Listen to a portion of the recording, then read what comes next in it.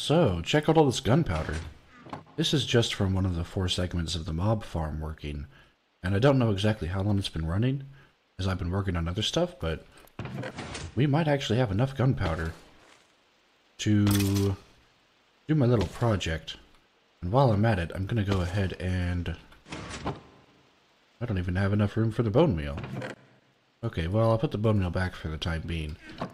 But the gunpowder, we can hopefully use now to make enough TNT to work on that little tunnel project I had mentioned a couple episodes ago or so.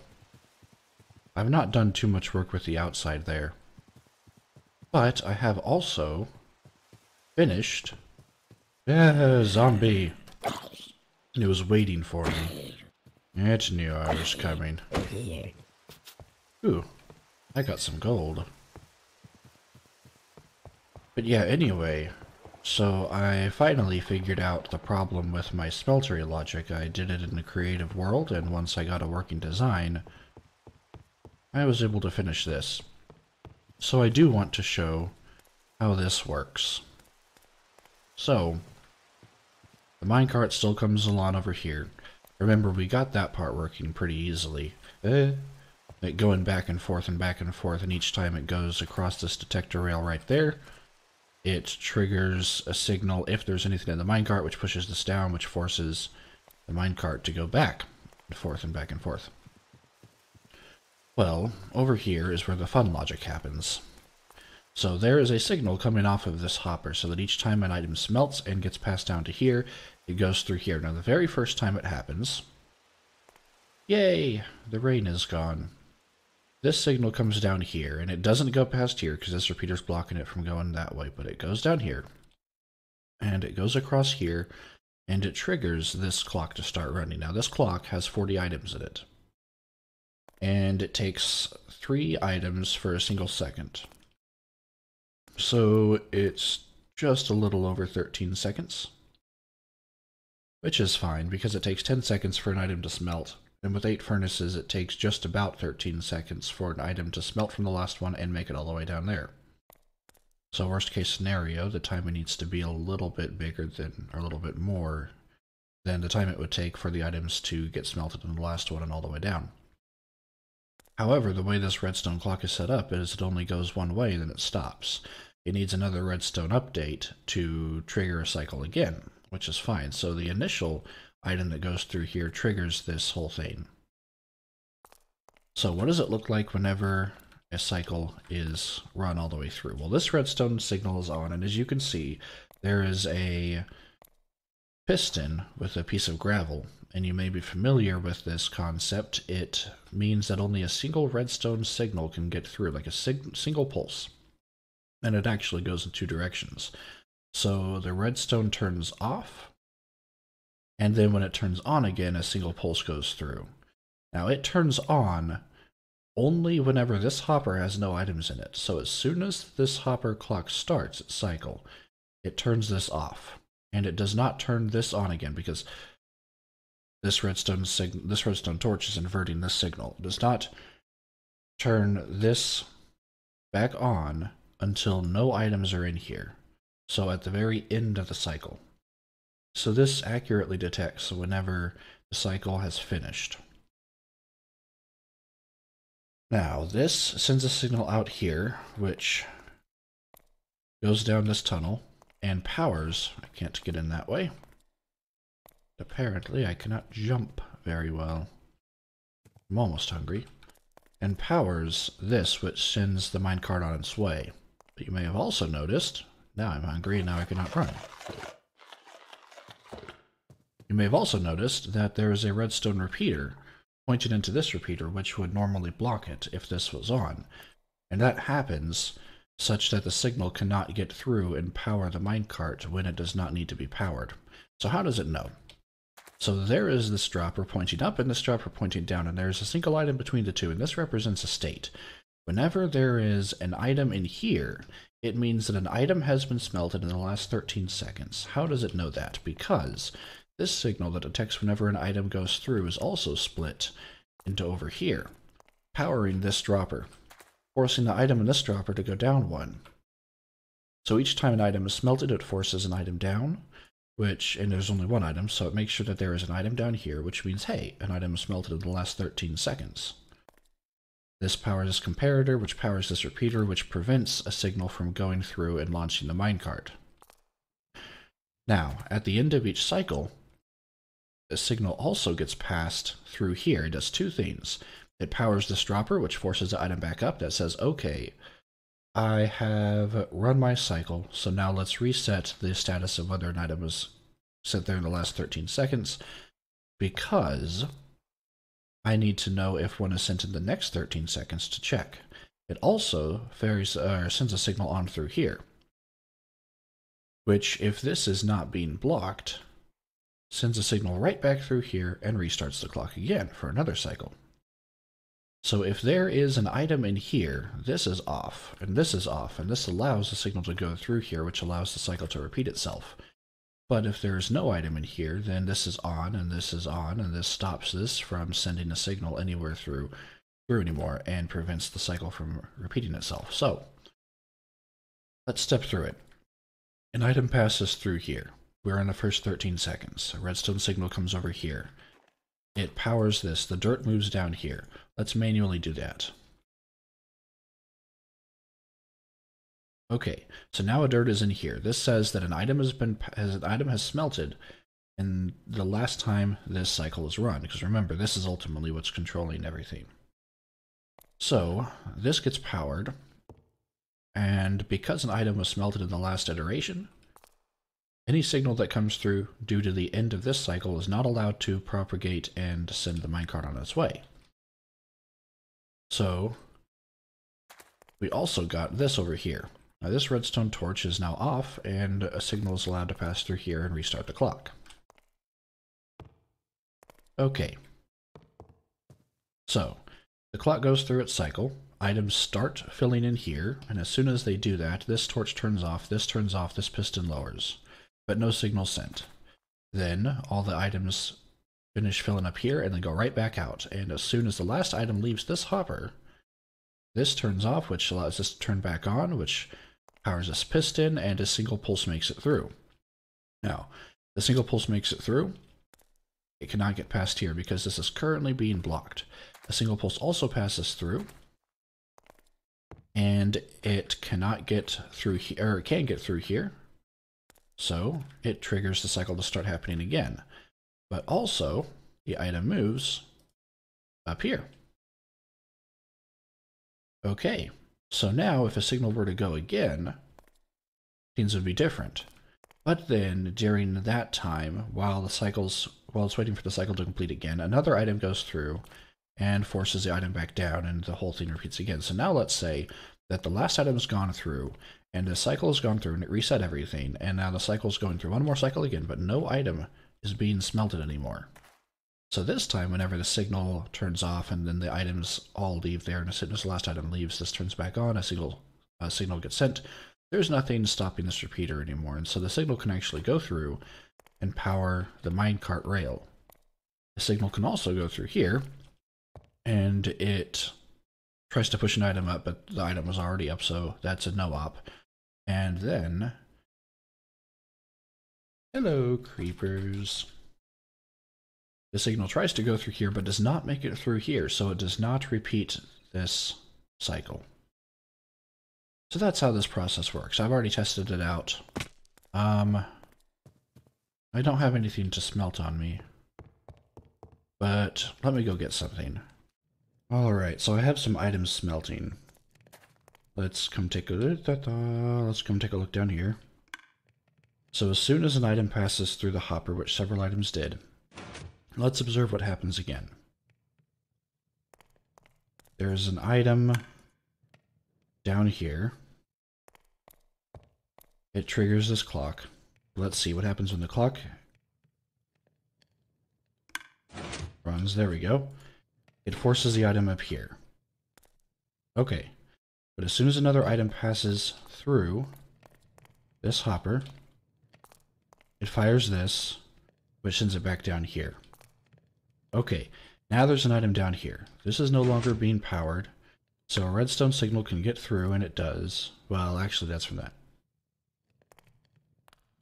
But this is being powered also, preventing a signal from going here and launching the minecart. Now a signal this cycle just went through a cycle, and it tried to go through here, did not successfully get through here because there was an item in here saying that, hey, an item's been smelted in the last 13 seconds, so do not send the minecart on its way. As soon as that cycle went through an entire cycle, it also tried sending a signal down here, and it was allowed to continue going through here and redoing this, starting another cycle. It also, by passing through here, pushed the item back up, so that it could check to see if another item since then has gone back down. And this whole thing is just cycling on through. I wonder how many items we have. We are almost done, actually. That's great. This is unfortunately not perfectly even. I'm thinking of a way to actually completely evenly distribute the items amongst the furnaces. But we've got about 26, 25, 8 items in there. Anyway, just as soon as the last item passes through, the item will be pushed back up here by the end of the cycle of this, and then it will not get pushed back down, and so then things can be different.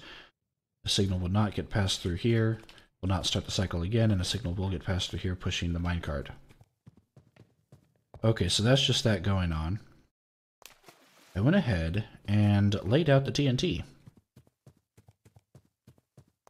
all along the path. Now, if you'll recall from a previous episode, what we were doing with the TNT, what we were going to do with the tunnel was create a boat passageway from over there at the end of Redtown all the way to a nice little river that it accidentally lined up with, like the start or end of a river, depending upon how you want to look at it. That's way down over yonder. So that worked out. That lined up perfectly. And now we get to have the fun of setting the TNT off. You ready?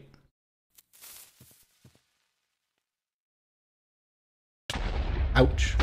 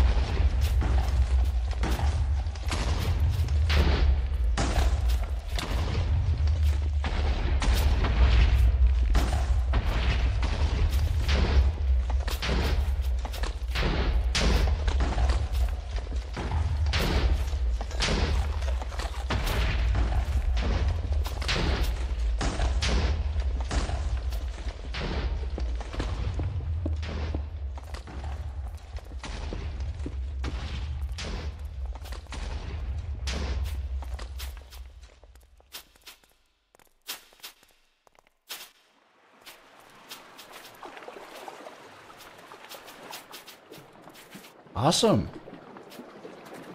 Well, I'm satisfied. Now, let me kind of light this place up. Just so we don't have any mobs spawning. Well, we'll probably still have mobs spawning because this isn't a perfect light job.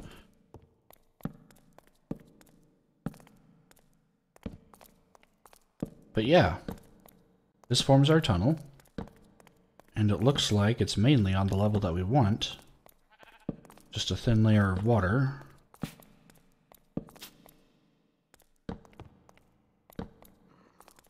Next thing you gotta do is take out these things in between, but it'll be better when it's lit up.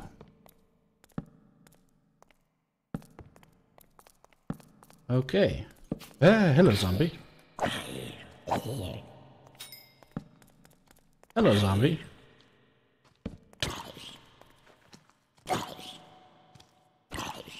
Come on, how many times does it take to hit you with an enchanted diamond sword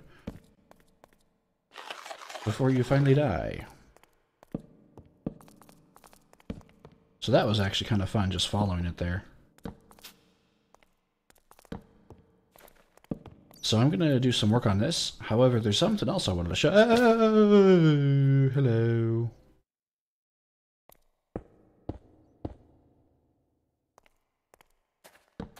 So yeah, there's something else I wanted to show you too.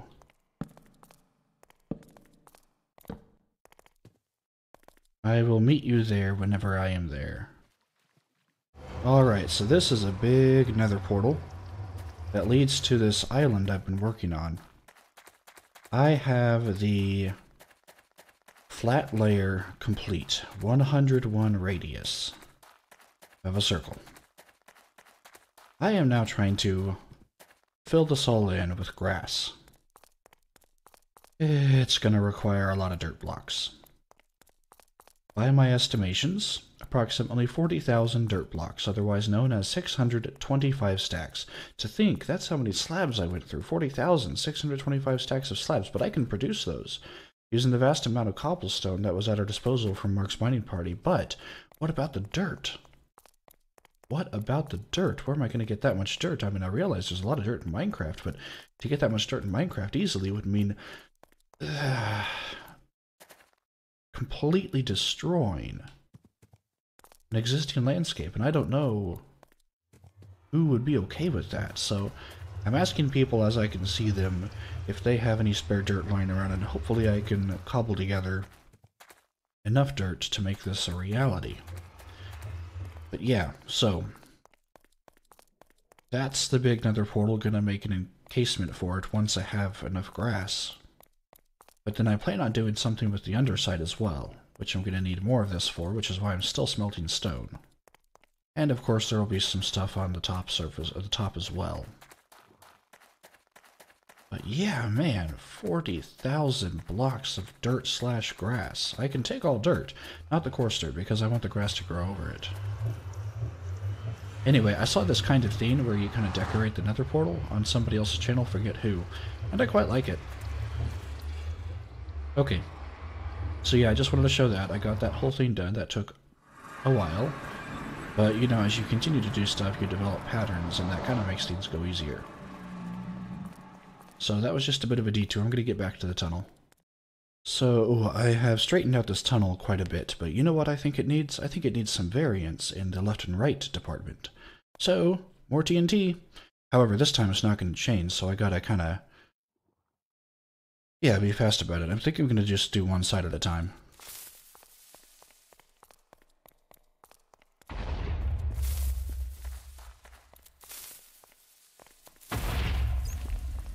Or maybe not. Hello, creepers. Can you help? Yes, you can.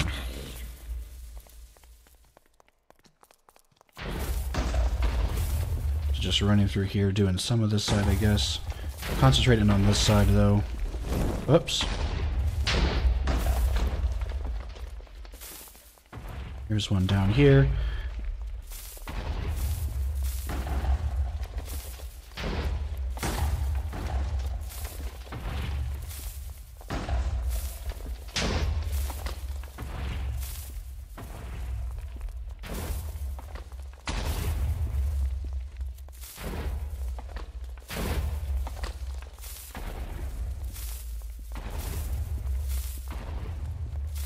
I'm almost out of flint and steel.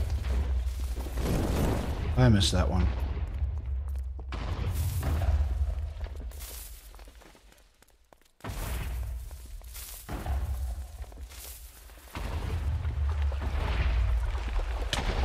Ooch.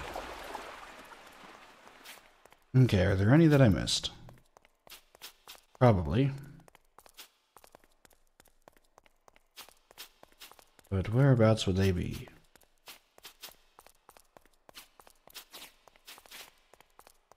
I intentionally missed some back here, but I'm wondering if maybe the explosions picked them up.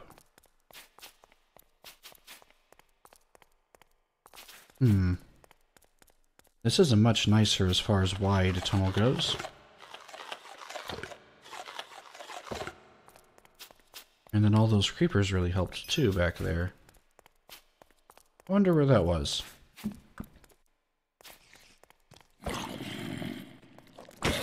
Hello, mobs.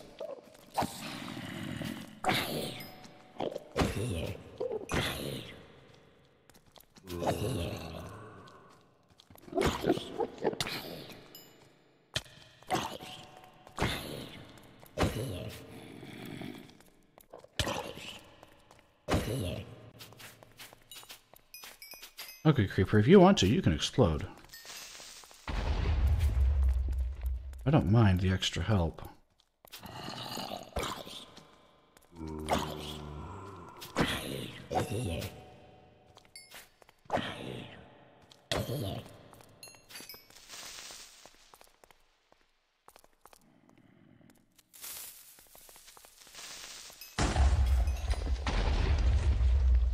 Were there 2 explosions, or was one of those a creeper? I don't know. Okay. Well, what else do we got here? We got nice open areas. Ouch. Well, dagnabbit. Now I gotta deal with you. Okie dokie. Get back up here, continue. As you can see, I still have plenty of TNT.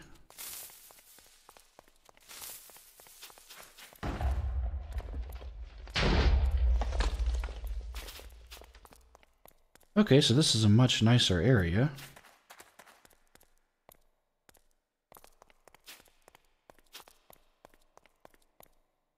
I suppose the next thing to do is to wall this off so that water does not pour into caves, although maybe I want that to be the case. Nah, because I don't want you to have to fight the current as you're rowing through. You know what? I should have been doing this. I should have been lighting it up again. Hello? I think I froze there for a sec. So let me come back through here, light this up, and then clean things up a little bit more.